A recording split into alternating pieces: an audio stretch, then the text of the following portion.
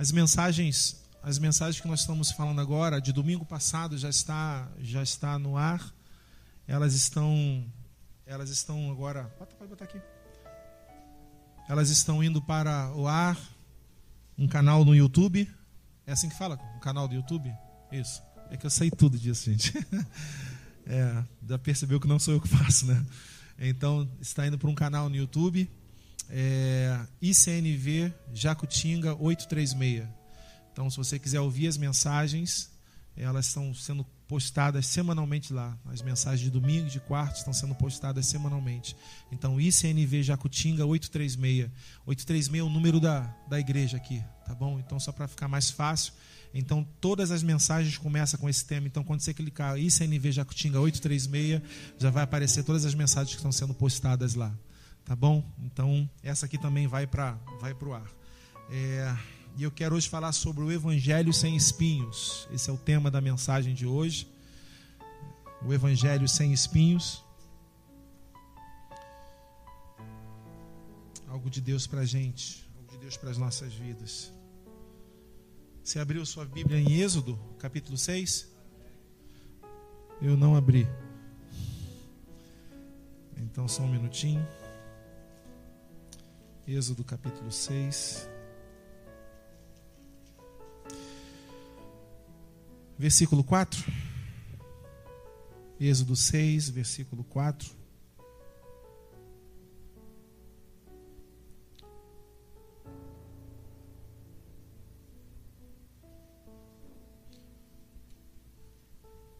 Aqui. Diz assim: Depois estabeleci com eles a minha aliança para dar-lhes a terra de Canaã, terra onde viveram como estrangeiros. E agora ouvi o lamento dos israelitas, a quem os egípcios mantêm escravos. Lembrei-me da minha aliança. Por isso, diga aos israelitas: eu sou o Senhor. Eu os livrei do trabalho imposto pelos egípcios. Eu os libertei, eu os libertarei da escravidão e os resgatarei com braço forte e com poderosos atos de justiça. Eu os farei meu povo e serei o Deus de vocês. Então vocês saberão que eu sou o Senhor, o seu Deus, que os livra do trabalho imposto pelos egípcios. Eu os farei entrar na terra que com mão levantada jurei que daria a Abraão, Isaque e a Jacó. Eu a darei a vocês como propriedade. Eu sou o Senhor. Deus, nós clamamos a Ti para que nesse momento a Tua palavra ela seja ministrada sem influência humana. Nós sabemos que o canal é humano, mas nós pedimos a Ti que não haja nenhuma mistura, nenhuma interferência aquilo que o Senhor quer falar aos nossos corações.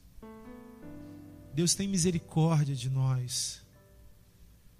Tem misericórdia, pois nós tememos o Senhor, nós respeitamos essa palavra, nós abrimos nosso coração, pois nós precisamos de Ti. Então, Deus, em nome de Jesus, molda em nós a Tua vontade. Molda em nós a Tua vontade, para a honra e glória do nome do Senhor Jesus. Amém? Eu não falei antes, eu quero falar agora. Se você não desligou o seu celular, por favor, desligue o seu celular. Eu quero dizer, desligue para que o seu celular tocar, você não vá lá para fora atender, não muda muita coisa, porque você perdeu. Agora, o mais importante é você agora. Tudo pode esperar, porque você sentou aos pés de Jesus nesse momento. Amém? Então não vai ser a hora de você ir beber água e não vai ser a hora de você ir no banheiro.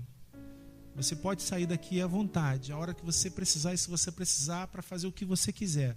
Mas esse recado é para que você possa estar atento, que mais importante agora é você. Você está investindo na sua vida. Tá bom? Amém? Ótimo. Não se sinta, por favor, coagido a não poder sair. Se precisar, fique à vontade, tá? Bom, com o tema Evangelhos, o Evangelho sem espinhos.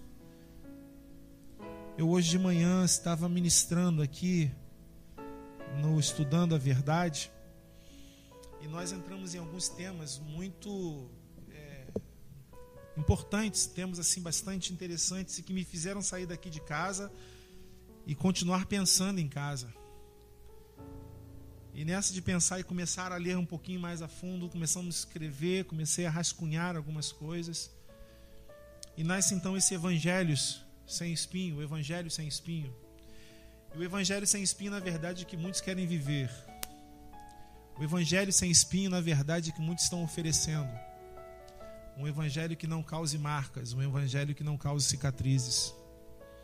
Mas a primeira coisa que vem o Evangelho a fazer é causar marcas. A Bíblia diz que essa palavra, ela é mais cortante do que espada de dois gumes, que ela precisa penetrar no nosso íntimo. E toda vez que ela penetra no nosso íntimo e ela separa, ela divide juntas e medulas, ela provoca literalmente alguns danos em nós. Danos não malignos, danos benignos. Danos, eu digo, porque nos fere, nos corta, porque nos impulsiona a sempre andarmos e olharmos para um lugar que o nosso eu natural não quer olhar e não quer andar. A Bíblia fala que Pedro, quando era mais novo, ele andava e fazia como queria, ele se vestia, ele falava o que gostaria, até que a verdade vem sobre a sua vida. E depois que a verdade vem à sua vida, a Bíblia diz que ele estende as mãos, e essa posição de estender as mãos, a Bíblia diz que é em alusão à forma como ele vai morrer crucificado, né? Mas nós podemos fazer a leitura de que o estender as mãos também é dizer, eu me rendo. E quando ele se rende, a sua vida, o Espírito de Deus leva a sua vida, como diz a palavra, para um lugar que ele não gostaria de ir, que ele não queria ir. E esse lugar estava dizendo que ele ia morrer. O Evangelho vem sobre as nossas vidas exatamente para isso, para nos matar. Matar a nossa compreensão de mundo, matar a nossa compreensão do que nós recebemos como valores de pai, de mãe, o nosso caráter, que é a reunião de todos os valores. O Senhor vem nos colocar literalmente face a face com o seu Espírito e faz nos enxergar que nós estamos errados e que Ele está certo. Que a nossa forma de leitura da vida está equivocada. E que a melhor forma de fazer é abandonar o que nós conhecemos e entendemos até hoje e começar a entregar a nossa vida a Ele. Então o Evangelho nunca é sem espinhos. Eu já estou declarando bem, né, já no primeiro momento. O Evangelho nunca é sem espinhos. Mas nós temos que ter a convicção de que, por mais que ele não seja sem espinhos, ele tem promessas para a gente. Amém? Por mais que ele não seja sem espinhos, ele não é também ao mesmo tempo um evangelho que nos massacre sem nenhuma resposta futuro, sem nenhum bem maior no futuro. Por mais que nós achemos que esse evangelho contenha espinho, ele não é simplesmente um evangelho que vai nos mutilar, que vai cortar da gente coisas e nos deixar mutilados. Ele vai gerar dentro das nossas vidas a capacidade de entendermos esse mundo com os olhos de Deus. Há promessas de Deus para mim e para você. Há promessas de cuidado, há promessa de libertação, há promessa de restauração, há promessas de Deus que nós podemos ter a convicção de que Ele é o Senhor de nossas vidas em todo o tempo, em todo instante, Ele é Senhor de nossas vidas.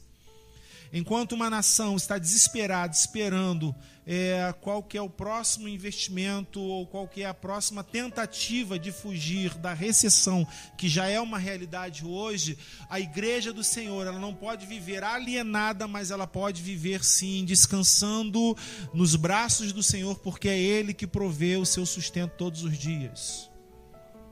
Amém? Ela não é uma igreja alienada, mas ela é uma igreja que confia.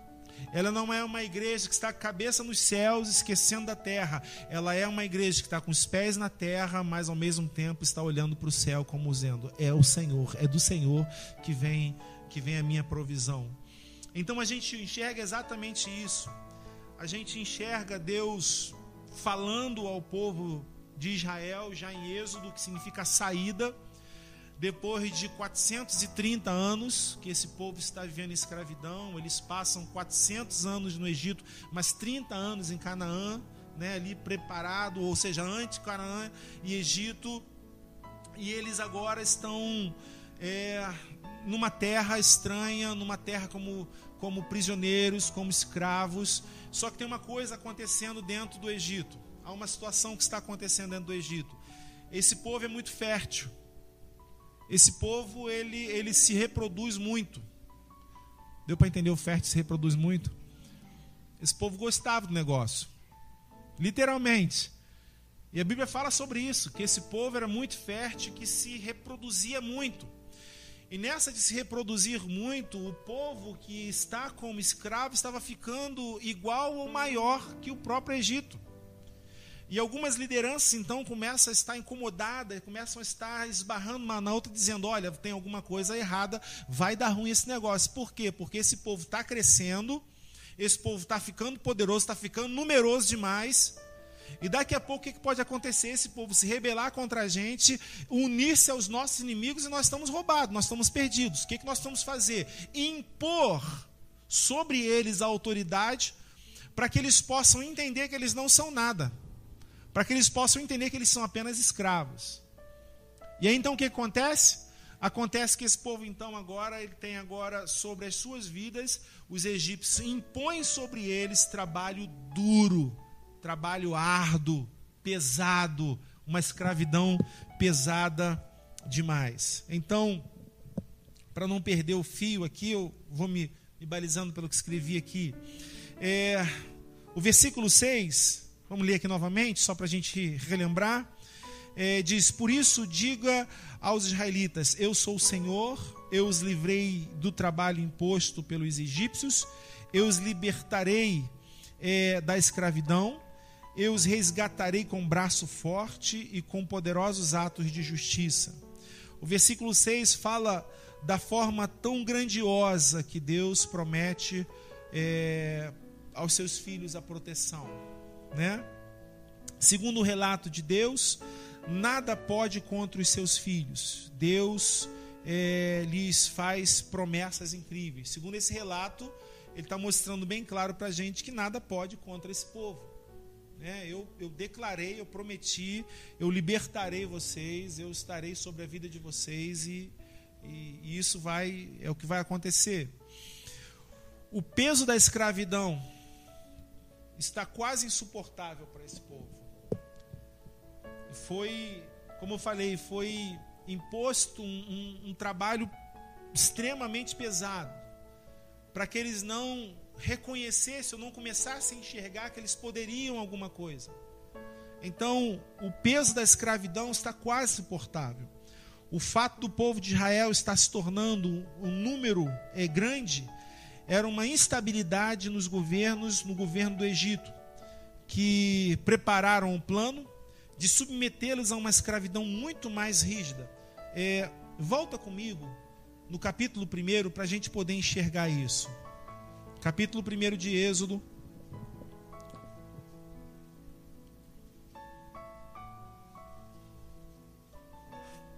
Versículo 8. Amém?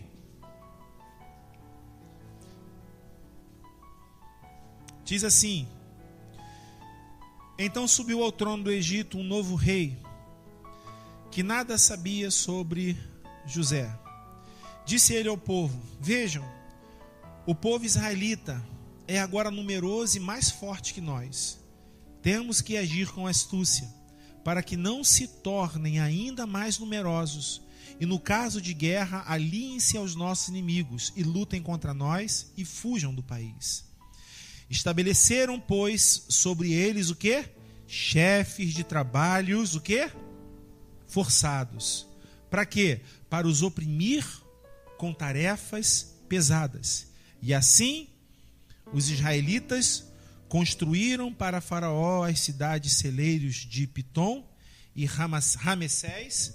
Todavia, quanto mais eram oprimidos, mais numerosos se tornavam e mais se espalhavam. Por isso, os egípcios passaram a temer os israelitas e os sujeitaram a cruel, o quê? A cruel escravidão. Então a gente começa a perceber que Israel está crescendo, que esse povo de Deus está crescendo. Eles tentam oprimir ainda mais esse povo. Para a gente pensar em trocar aqui ideias, a gente precisa entender que o trabalho escravo e pesado para esse povo era exatamente para que esse povo pudesse enxergar sem condições alguma de lutar contra aqueles que são os seus dominadores. É como se não houvesse instrução, é como se não houvesse possibilidade de crescimento, é como se não houvesse possibilidade de conhecimento. Eles tinham que trabalhar o tempo todo e é um trabalho pesado demais. Então, toda vez que uma liderança, que uma cúpula, que um governo quer dominar sobre toda a outra massa, o que se faz simplesmente é evitar que conhecimento chegue sobre a massa. A falta de conhecimento faz com que essa massa não consiga pensar. A falta de conhecimento faz com que eu não consiga ver qual é o potencial, o que eu posso e o que eu não posso fazer. Então, se eu trabalho por comida, eu vou trabalhar por comida a vida toda. Se eu trabalho para ter satisfação e prazer momentâneo, eu vou fazer isso a vida toda. E as pessoas não vão ter ideia de que podem ir muito mais além. Exemplo disso é aquela pessoa que hoje é adulta, mas quando criança ouviu o tempo todo: você não presta, você não dá para nada, você é um burro, você é isso, você é aquilo. Essa criança no final da sua vida vai ser o quê? Tudo isso que foi falado. Ela vai ter uma profissão? Não. Ela vai conseguir cursar uma faculdade? Não, ela não vai conseguir. Por quê? Porque na sua mente foi colocado que ela foi criada para aquilo. Esse povo impõe trabalho escravo pesado para Israel exatamente para eles não poderem enxergar quem são. Amém? Eles continuam trabalhando e fazendo o que fazem todos os dias. Deus precisou intervir mandando um homem. Deus precisou intervir para que houvesse a libertação.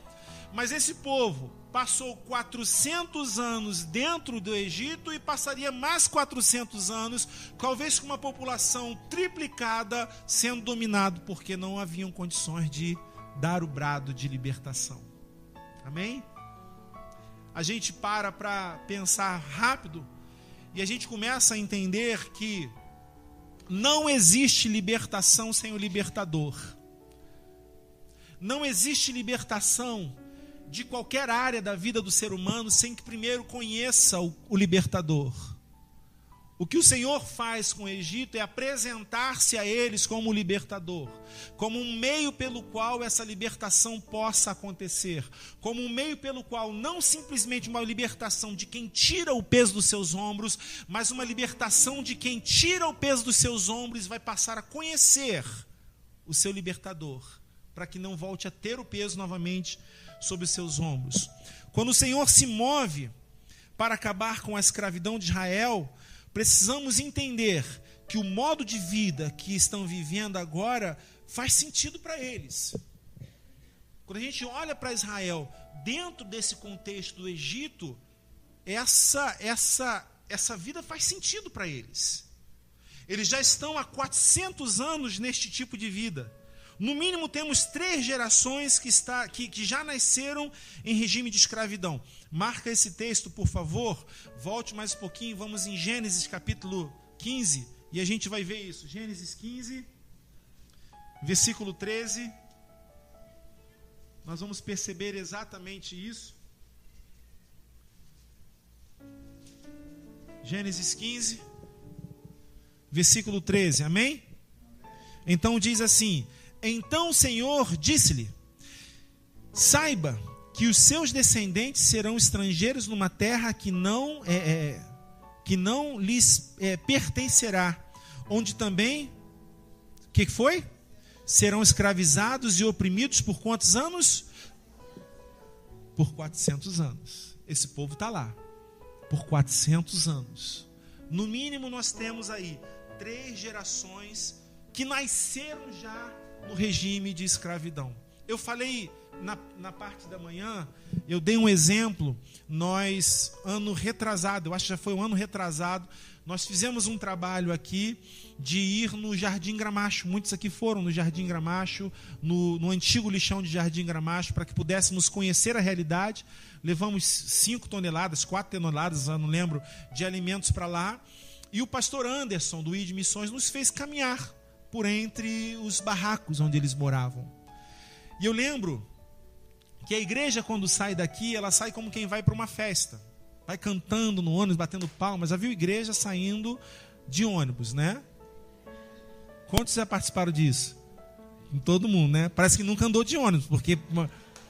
E vai, não é verdade, antes? E a gente vai batendo palma. Não dá, sem... E eu lembro que eu falei com alguém, que eu não lembro quem estava comigo, que eu falei com alguém assim, eles estão indo assim e você vai ver como é que eles vão voltar de lá. E não deu outra. Passamos um dia inteiro, vimos os projetos do ID Missões. Na volta, ainda haviam pessoas com os olhos inchados de tantas lágrimas.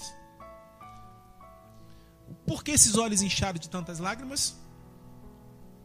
Porque nós vimos a realidade deles. Sim ou não? Nós vimos a realidade de um outro povo. Mas essa realidade de um outro povo foi comparado a que realidade? A nossa. Então, quando eu comparo a minha realidade à realidade do outro, eu estou reclamando que às vezes meu chinelo arrebentou a tira.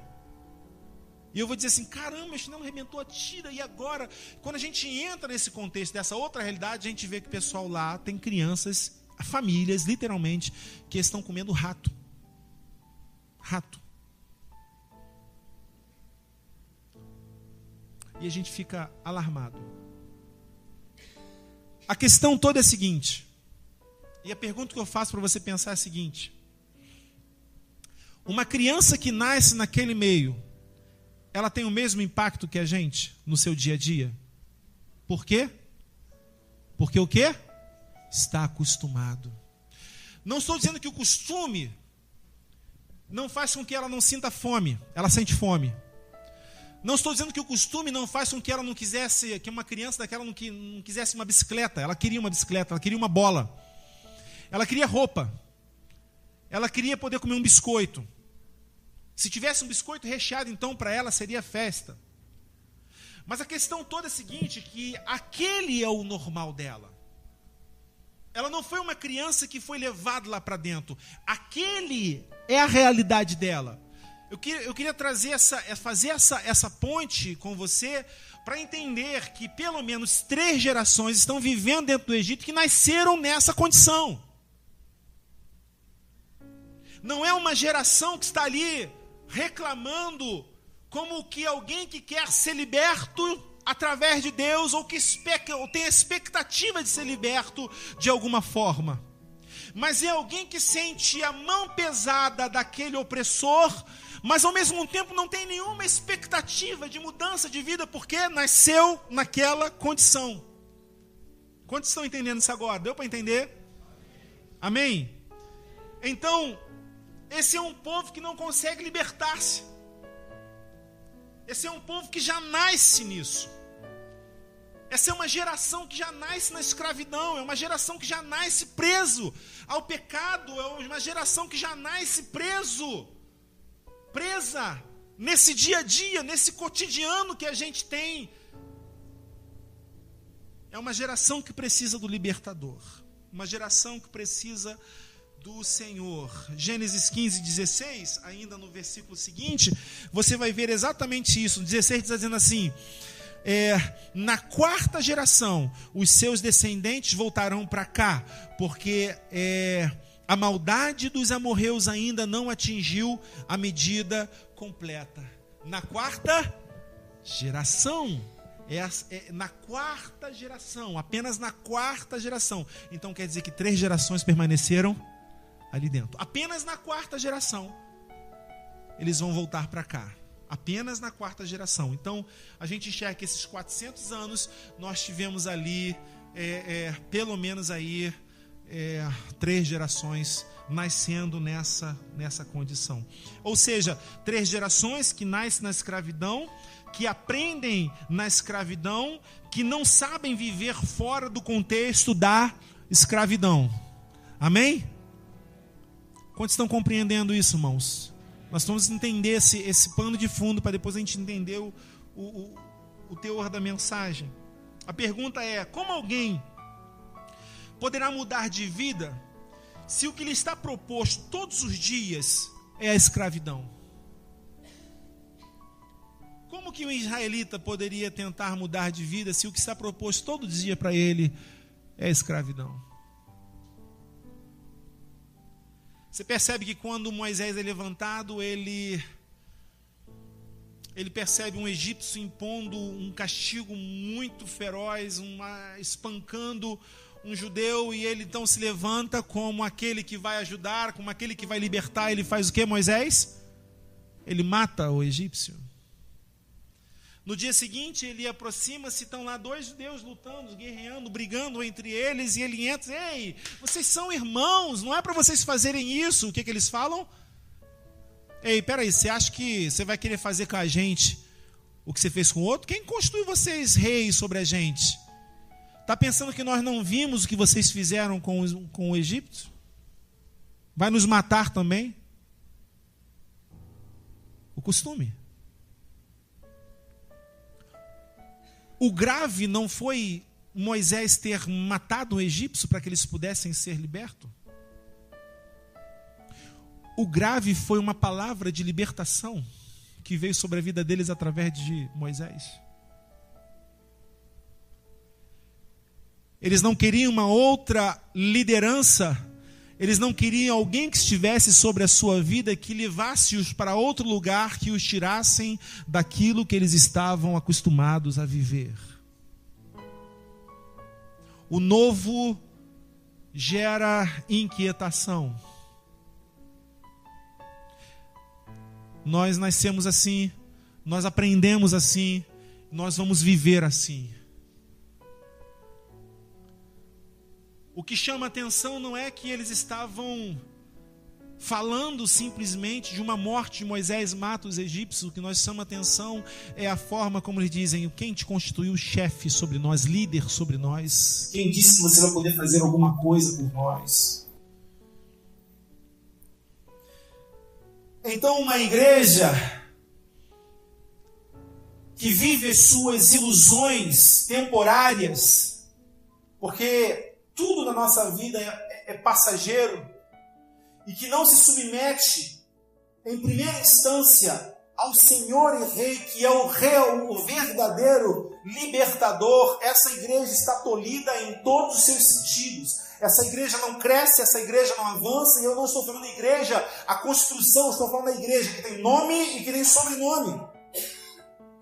A igreja está levantando todos os dias de manhã para trabalhar, e o seu alvo é colocar comida na sua despensa. A igreja que está se levantando todos os dias e que está indo estudar, e o que o seu alvo é poder conseguir um trabalho para ganhar muito bem no futuro. O que Deus está nos levando a enxergar nesses dias é que o nosso alvo, seja para nós ou para os outros, tudo precisa redundar em glória para o Pai. Então, o que você faz, o que você trabalha, o que você investe a sua vida, primeiro alvo, Deus, isso vai honrar ao Senhor. Você não trabalha pela comida, ela vem. Você não trabalha para ser feliz, você se torna. Nós não fazemos para ser alguma coisa, Deus faz por nós.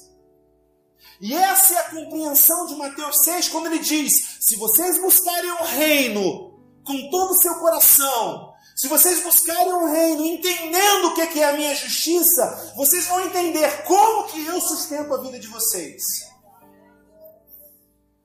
E o interessante é que a ideia é a mesma, o foco é o mesmo, o trabalho vai ser o mesmo, mas a forma como você entra no seu trabalho mudou completamente. Mudou radicalmente. Você não é mais um agora levado por uma empresa. Você não é mais um agora levado pelo pensamento de uma sociedade que trabalha constantemente tentando satisfazer os seus prazeres e as suas vontades. Uma sociedade plenamente hedonista. Agora você entende que o que você faz na sua vida, você faz em primeiro lugar para que Deus seja honrado e glorificado. Isso muda tudo. Você entra diferente no seu trabalho. Por que entra diferente no seu trabalho? Porque você agora não precisa nem ficar mais desesperado porque a recessão está vindo. Pastor, então você quer dizer que eu não vou ser mandado embora? Não, você pode ser mandado embora amanhã. Você pode ser mandado embora semana que vem. Mas você entendeu que em todo o tempo você não entrou nessa empresa para ser sustentado. Você entrou nessa empresa porque Deus abriu a porta para você e é Ele que vai garantir o seu pão de cada dia. É nós entendermos esse evangelho. É nós entendermos que esse evangelho ele não é um evangelho sem espinhos, ele é um evangelho com espinho. Mas esses espinhos não é para mutilação, é para amadurecimento ou para maturação.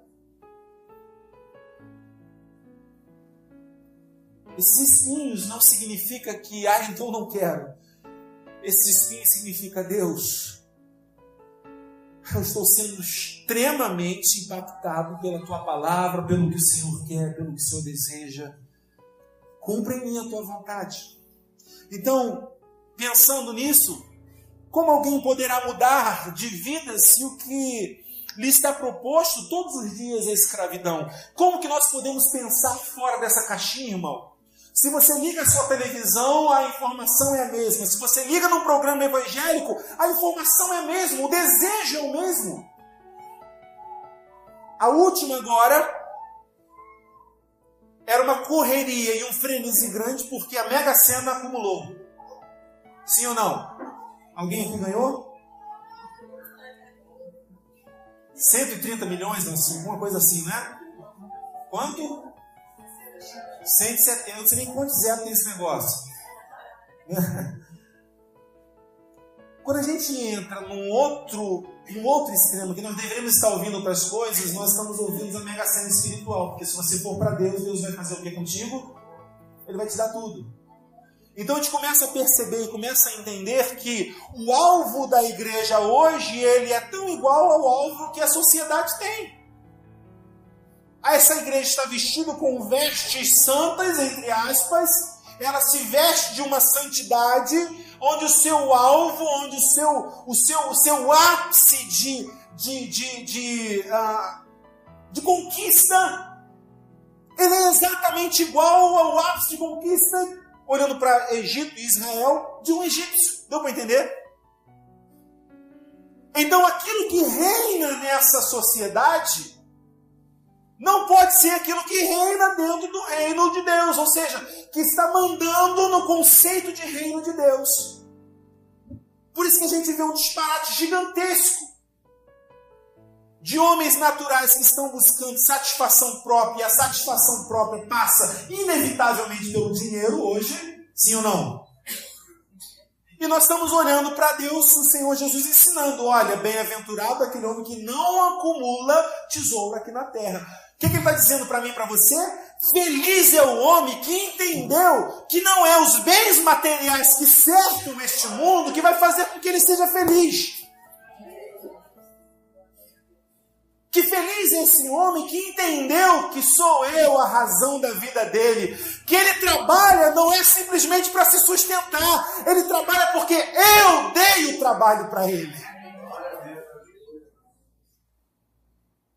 Ele trabalha não é para botar comida dentro de casa, porque eu que gero para ele todos os dias. Então a pergunta é, como pensar diferente? Como fazer diferente?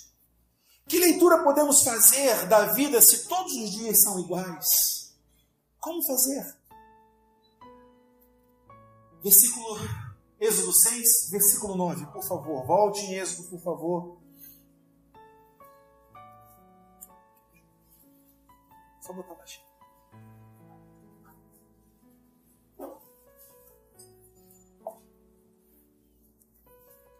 Êxodo 6, versículo 9, ele diz assim, olha só que interessante. Moisés declarou isso aos israelitas, mas o que acontece? Eles não deram ouvidos por causa do quê? E da crueldade, da escravidão que sofriam. Sabe o que é angústia? Procurei no dicionário, angústia é estado de ansiedade, inquietude, sofrimento, tormento. Então, o estado de ansiedade, esperar ardentemente por alguma coisa a ponto de consumir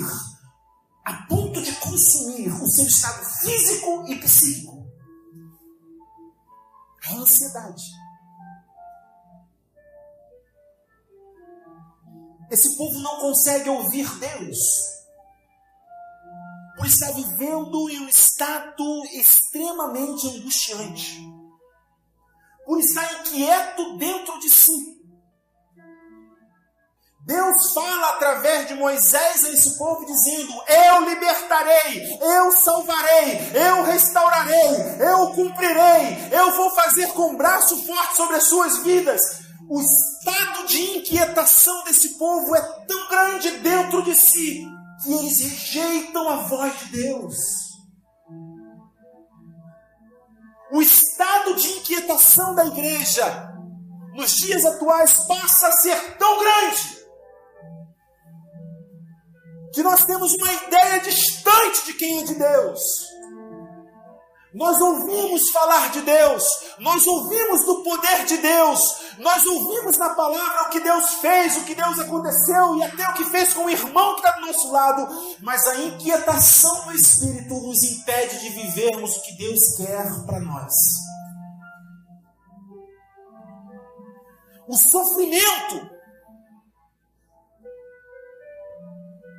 sofrimento que abarca, que abraça essa nação, é o mesmo sofrimento que consegue adentrar a vida desse cristão.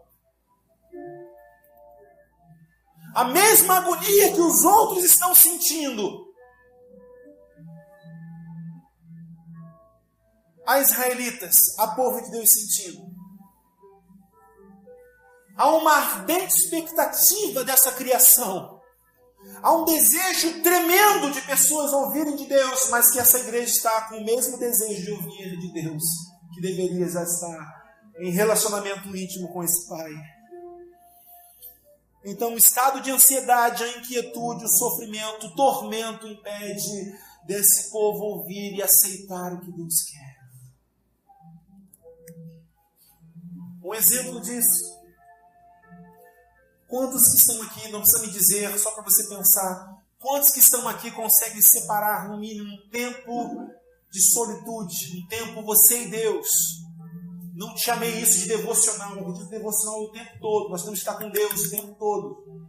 Mas um tempo em que você não está fazendo alguma coisa paralelo com Deus, mas aquele tempo que você parou para falar com Deus, aquele tempo que você parou para ler as Escrituras, não porque você tem que ler, mas porque é o teu prazer. Nós cantamos, é o meu maior prazer, não é? Te adorar, Senhor. Não foi isso? Prostrado aos teus pés, canto uma nova canção. O que ele diz? Adoro a ti. Não é isso? A gente não canta isso a Deus.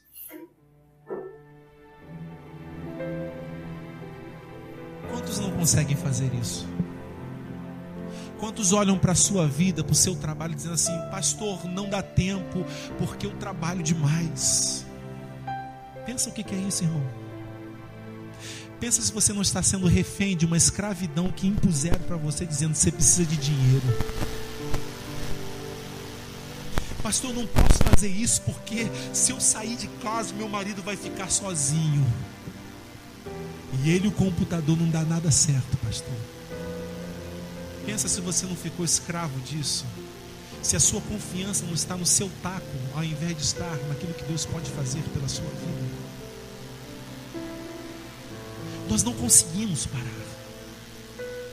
E o ato de não conseguir parar quer dizer que nós fazemos parte de uma geração que ainda está incrustada, enraizada, arraigada nessa geração Egito, que está querendo viver um evangelho sem espinhos, que está querendo viver um evangelho que não imponha sobre você posições, que vai exigir de você algumas atitudes que vai chamar a sua atenção ou que vão chamar a atenção dos outros.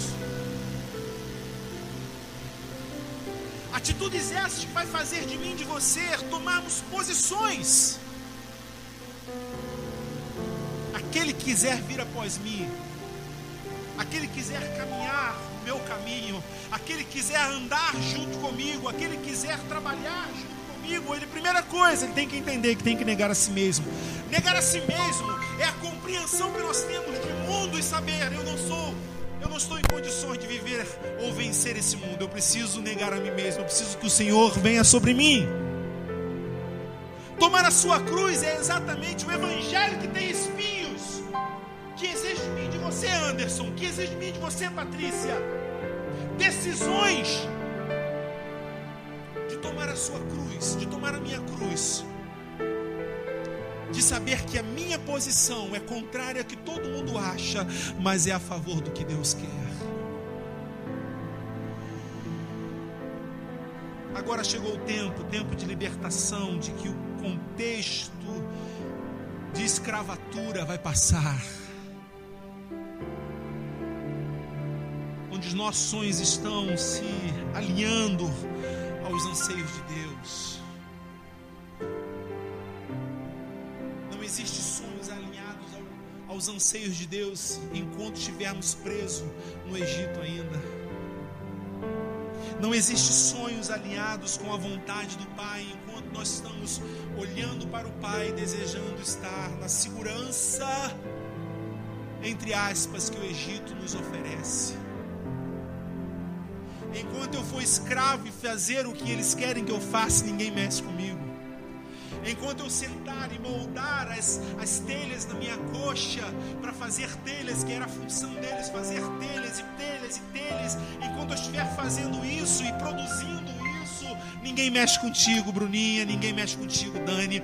Mas a partir do momento que eu digo, eu não quero mais fazer telha, por quê? Porque uma palavra já foi me enviada, eu quero mudar de vida, algumas coisas vão começar a acontecer. Amém? Amém? Tudo vai dar certo, tudo vai mudar, seremos livres. Quantos podem dizer isso? Seremos livres. Não é livres, e nós quando pensamos em livres, em libertação, a gente sempre pensa naquela mesma coisa de sempre, né? O camarada que bebe, você vai ser liberta da bebida. O que fuma, você vai ser liberta do fumo. O que, sabe, você vai ser liberta de alguma coisa. Como se o cara que parou de beber, fumar, cheirar ou fazer qualquer outra coisa, ele agora está pronto para entrar no reino dos céus. A libertação mais profunda que precisa existir na gente é a consciência de quem é o Egito.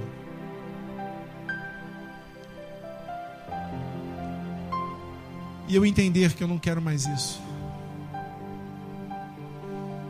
Entender, Alexandre, que eu e você não precisamos mais ler a Bíblia porque temos que ler porque você é crente. Mas nós lemos porque ela faz parte da gente.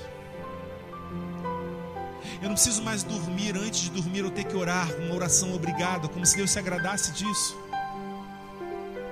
Nós somos tão religiosos e pequenos que nós dormimos, passamos o dia inteiro fazendo tudo nas justificativas que temos muita coisa para fazer e declaramos para Deus no final: Deus, obrigado pelo dia. Ele disse: não, eu não queria te dar esse dia, eu queria te dar algo melhor, eu queria te dar relacionamento, eu queria te dar conhecimento, eu queria te dar experiência, eu queria te dar tudo isso. Você está me agradecendo por uma migalha que você comeu, você está me agradecendo por esse nada que você viveu.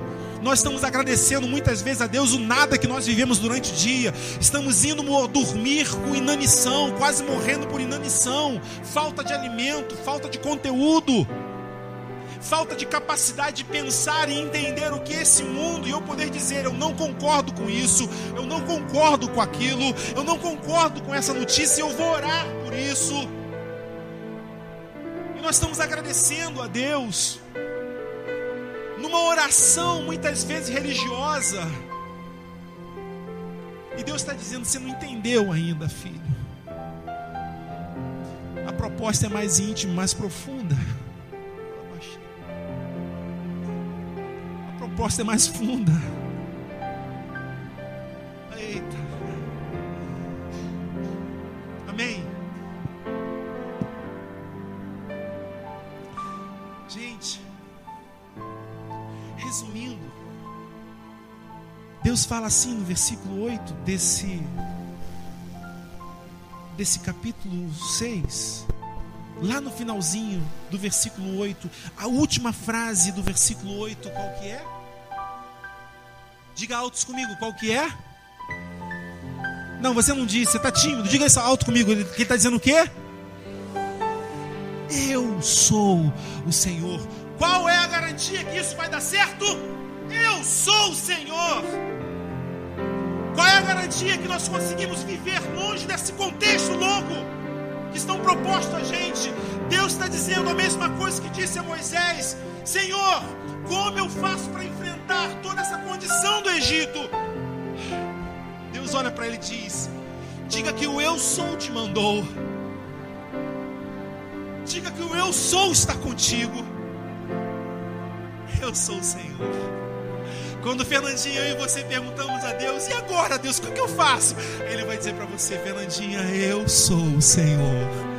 Quando ele olha para você, César, lá no seu trabalho, na correria: Senhor, eu tenho que trabalhar por isso, por aquilo outro, o que eu faço? Ele vai dizer: César, eu sou o Senhor. Em outras palavras, ele está dizendo para mim e para você: confia!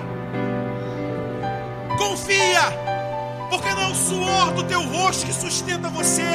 Antes disso, é o teu Deus que te dá capacidade. Quantos podem glorificar ao Senhor?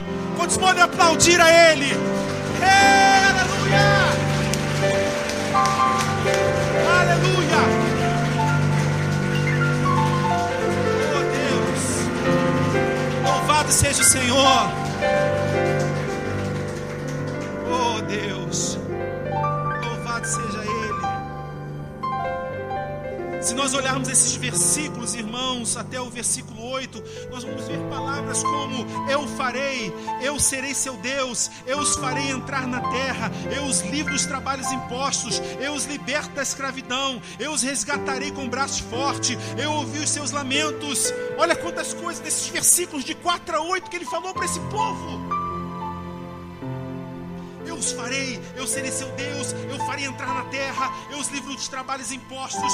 O que ele está dizendo? O seguinte: eu liberto você dessa mente cativa, eu liberto você desse coração cativo, dessa forma de você olhar para o Egito e achar que isso é a sua vida, dessa forma de olhar para essa condição que você está vivendo hoje e achar que isso é normal. Não é normal, filho. Eu estou sobre você, eu liberto, eu faço, eu transformo a sua vida. Eu até escrevi assim: uau! Escrevi: uau! É agora que Deus vai nos honrar. É agora que vamos dominar, né? É agora que vou estar no palco e vocês vão estar na plateia. Tem sabor de mel. É agora que a minha vingança será maligna. Não é assim, irmão? É agora que Deus vai me honrar e você cabeça não cauda.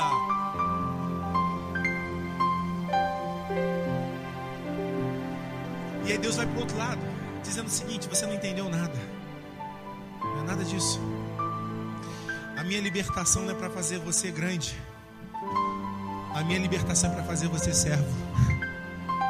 E servo não tem autoridade sobre si. Eu vou dar um pulinho porque não vai dar para falar tudo. Vai comigo, vou lá para a última parte. Vai comigo, por favor. Irmão, vou começar a passar 5 minutos, amém? Esse amém foi convincente. Não vou nem perguntar de novo para vocês não mudarem e não voltarem atrás.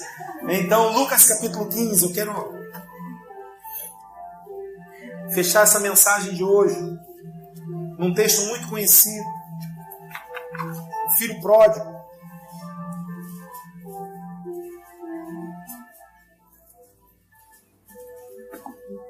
Anderson, pega uma. Tá pertinho aqui. Amém? Filho pródigo. Eu vou ler esse texto um pouquinho mais rápido, a gente ganhar um tempinho, tá bom? Mas até porque a gente conhece bem esse texto. Diz assim, versículo 11, capítulo 15, versículo 11. Jesus continuou, o homem tinha 2 filhos. O mais novo disse ao seu pai, pai, quero minha parte na herança.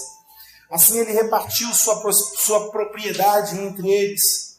Não muito tempo depois, o filho mais novo reuniu tudo que tinha e foi para uma região distante. Lá desperdiçou seus bens, vivendo irresponsavelmente. Depois de ter gasto tudo, houve uma grande fome em toda aquela região e ele começou a passar necessidade. Por isso foi empregar-se com um dos cidadãos daquela região, o que mandou para o seu campo a fim de cuidar dos porcos.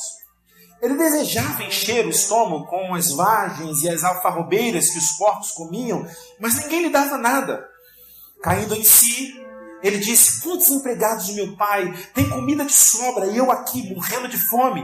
Eu me porei a caminho e voltarei para o meu pai e lhe direi, pai, pequei contra o céu e contra ti. Não sou mais digno de ser chamado teu filho, trata-me como um dos teus empregados. A seguir, levantou-se e foi para o seu pai. Estando ainda longe, seu pai o viu, cheio de compaixão, correu para o seu filho e o abraçou e o beijou. E o filho disse, pai, pequei contra o céu e contra ti. Não sou mais digno de ser chamado teu filho. Mas o pai disse aos seus servos, depressa, tragam a melhor roupa e vistam nele. Coloquem um anel em seu dedo e calçados em seus pés. Tragam um novilho gordo, matem. Vamos fazer uma festa e alegrar-nos. Pois esse meu filho estava morto e voltou à vida. Estava perdido e foi achado. E começaram a festejar o seu regresso. Enquanto isso, o filho mais velho estava no campo. Quando esse se aproximou da casa, ouviu a música e dança. Então chamou um dos servos e perguntou-lhe o que estava acontecendo. E este lhe respondeu, seu irmão voltou. E seu pai matou um novilho gordo, porque recebeu de volta são e salvo. O filho mais velho encheu-se de ira e não quis entrar. Então seu pai saiu e insistiu com ele. Mas ele respondeu ao seu pai, olha, todos esses anos tenho trabalhado como um escravo ao teu serviço e nunca desobedeci às tuas ordens. Mas tu nunca me deste nem um cabrito para eu festejar com os meus amigos. Mas quando volta para casa esse teu filho, que esbanjou os teus bens com as prostitutas, matas um novilho gordo para ele? Disse o pai, meu filho, você está sempre comigo. E tudo que é teu, e tudo que tenho é seu. Mas nós tínhamos que celebrar a volta deste seu irmão e alegrar-nos porque ele estava morto e voltou à vida. Estava perdido e foi achado.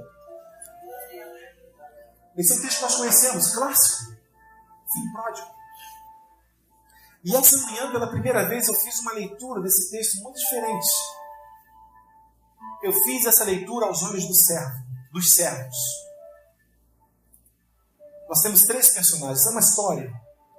Nós temos 4 personagens. Nós temos o pai, o filho mais novo, o filho mais velho, e nós temos os servos.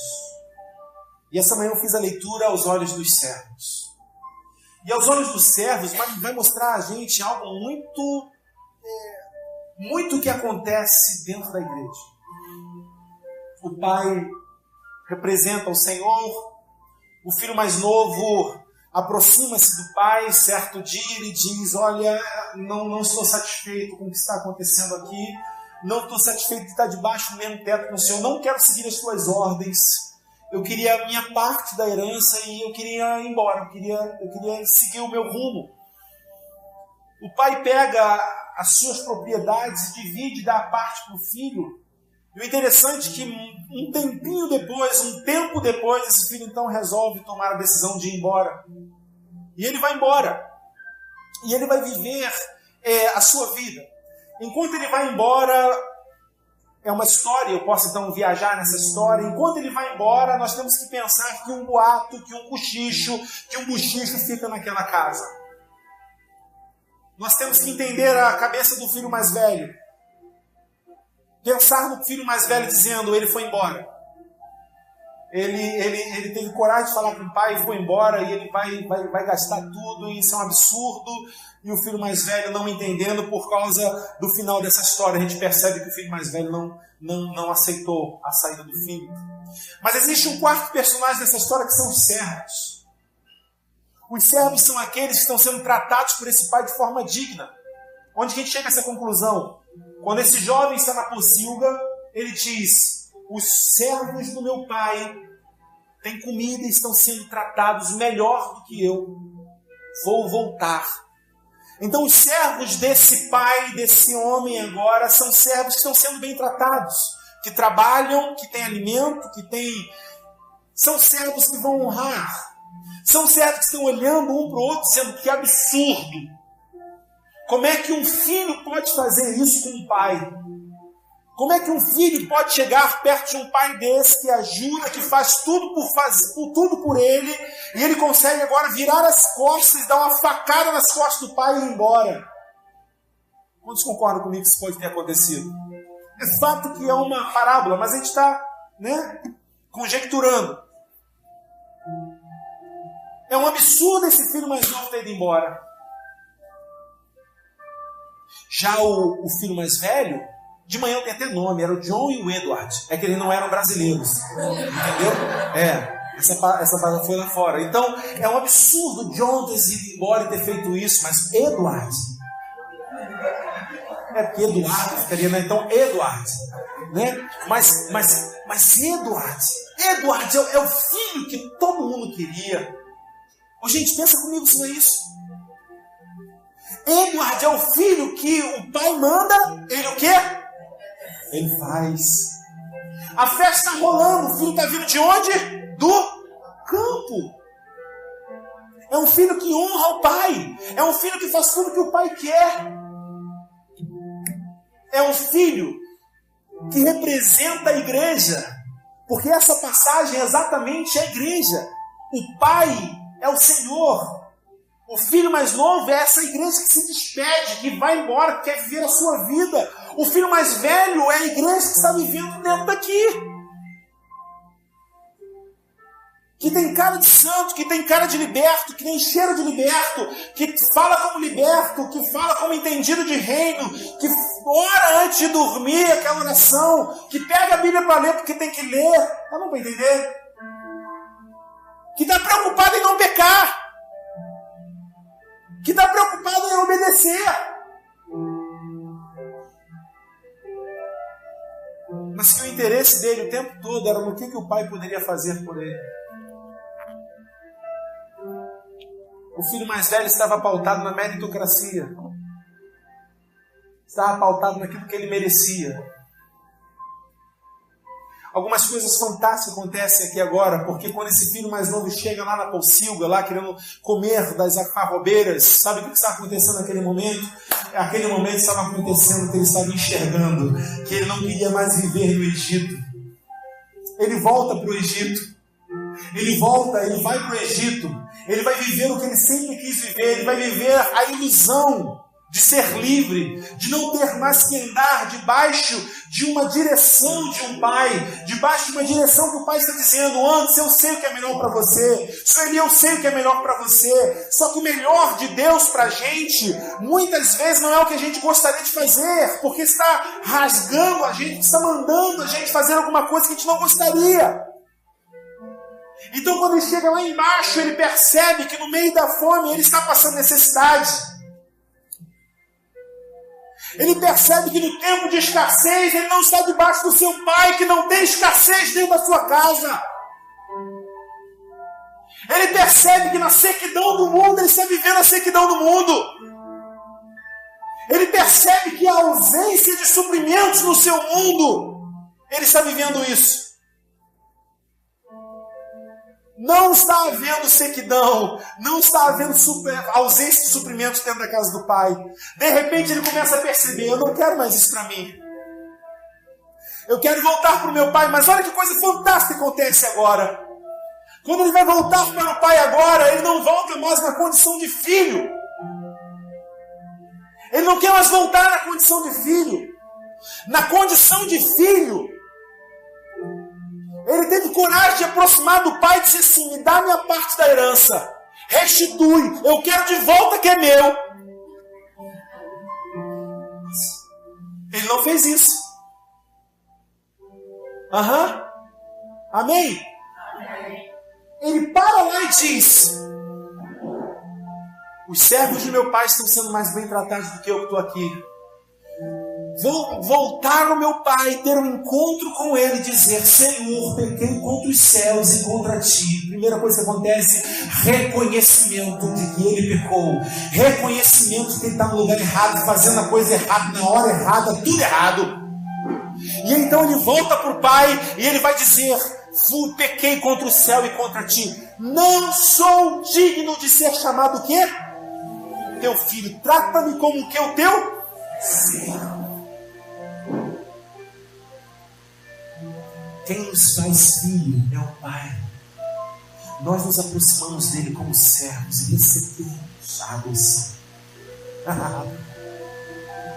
Ele é que nos adota, Ele é que nos abraça, Ele, pelo seu sangue, pelo sangue do Cordeiro, é que agora nós somos feitos filhos do Pai, não pela nossa composição natural. Eu me aproximo dele agora dizendo: Senhor, como posso te servir? Quando eu entro na casa do Pai, quando o filho mais novo entra na casa do Pai, ele já não entra mais para dar ordem como filho, mas agora ele entra para obedecer como servo. A grande graça e o amor de Deus é que abraça ele e diz: ei, venham, tragam roupas, vestimentas novas para ele, coloque um anel no dedo dele, coloque a sandália agora, porque esse aqui é o meu filho. Só que o que tinha mudado agora? Não era o amor do pai pelo filho, mas agora era o amor do filho para o pai. Porque o pai o faz de filho, mas agora ele não vai mais sair da linha. O pai o faz de filho, mas agora ele entende que eu preciso dele, eu sou teu servo, meu pai. Que fantástico, não é, irmãos? Sim ou não, irmãos?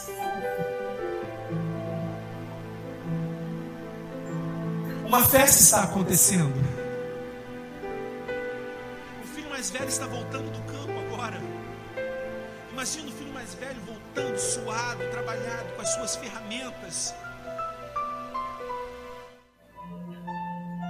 E agora ele vê dança ao longe, ele vê festa ao longe. Ele pergunta a um dos servos: o que está acontecendo? É o teu irmão. Ele estava perdido, aquele que estava perdido, aquele que pediu tudo, ele voltou e o teu pai mandou matar um novilho gordo para ele. Caraca, eu não acredito que meu pai fez isso. Não acredito, depois que aquele camarada gastar um dinheiro com prostituta, com balada, com tudo, ele ainda faz isso. Tem alguma coisa errada? Gente, que fantástico, porque no meio de uma festa, Deus, o pai, sabe que tem alguma coisa errada com seu filho. O tempo todo ele soube. E da mesma forma que o pai está esperando o seu filho voltar mais novo, ele está de olho no filho mais velho que está voltando. Quando esse filho mais velho está voltando, o pai vai ao encontro dele da mesma forma como ele foi ao encontro ao filho mais novo. Ele vai encontrar com o Edwards. E ele diz: Edwards, o que está... Isso vai para o YouTube, né?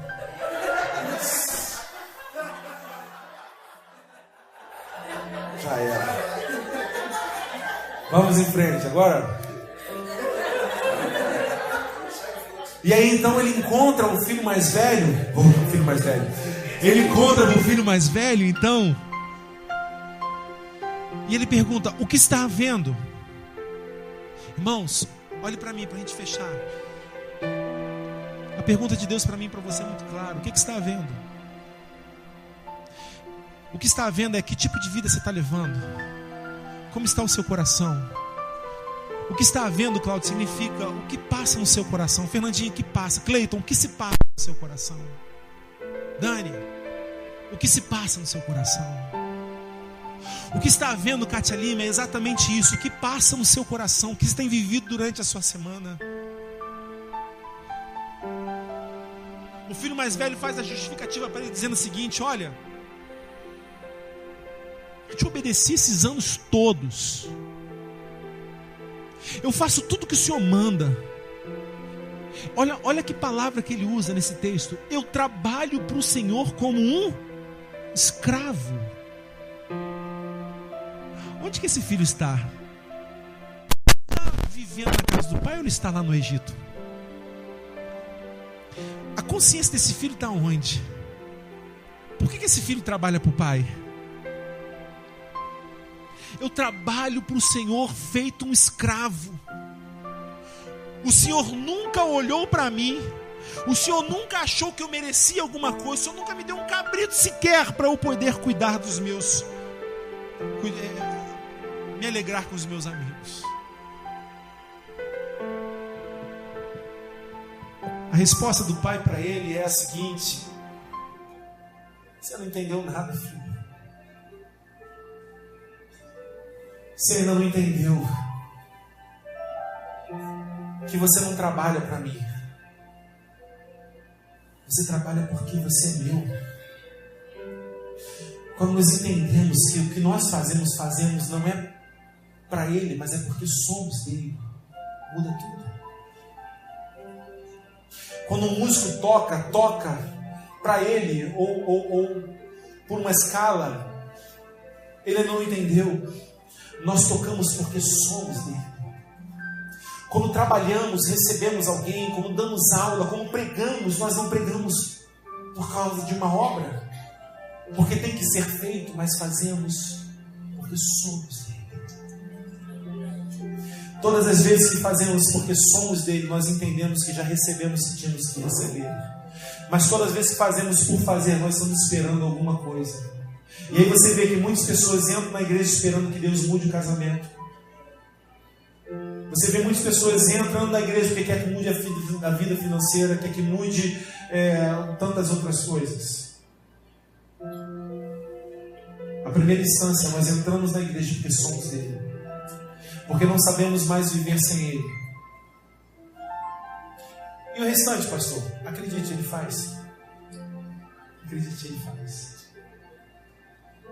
Antes mesmo de nós pedirmos, ele já sabe o que nós necessitamos e faz. Ele diz: se vocês são maus, sabem dar boas coisas para os seus filhos, tem noção do que eu faço por vocês. Amém, irmãos? O evangelho é para ser vivido com espinhos mesmo. É para ser vivido com espinhos. É para dizer não quando tem que ser dito não. É para aceitar quando tem que ser aceito. É para estar na igreja mesmo.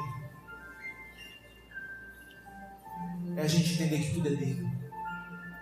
E que inclusive nós somos deles. Quantos podem dizer amém? Amém. Curve sua cabeça, vamos orar ao Senhor.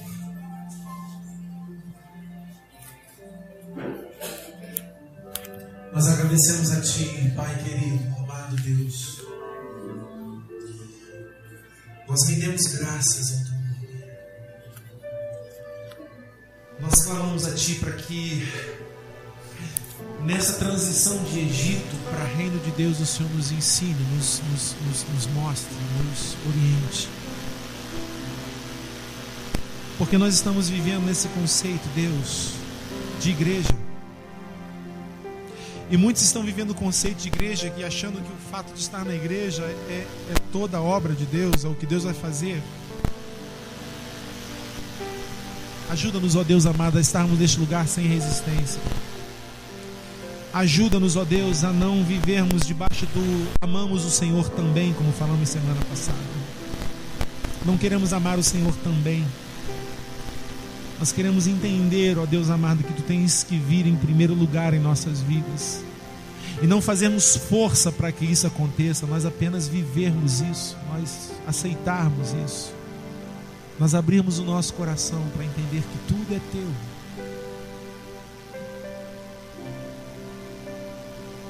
Deus, ajuda-nos a pensar fora dessa caixinha. Ajuda-nos a enxergar que toda a opressão que vem do mundo, ó Deus, é simplesmente um ato de desistirmos e não continuarmos. Mas que maior é o que está em nós. Em nome do Senhor Jesus, nós clamamos a Ti.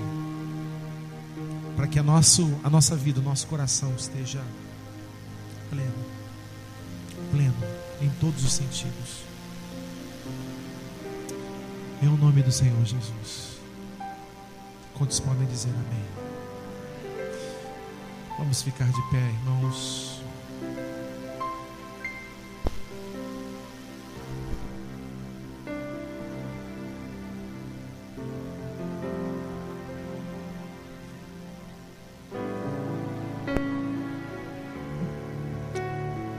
Amém.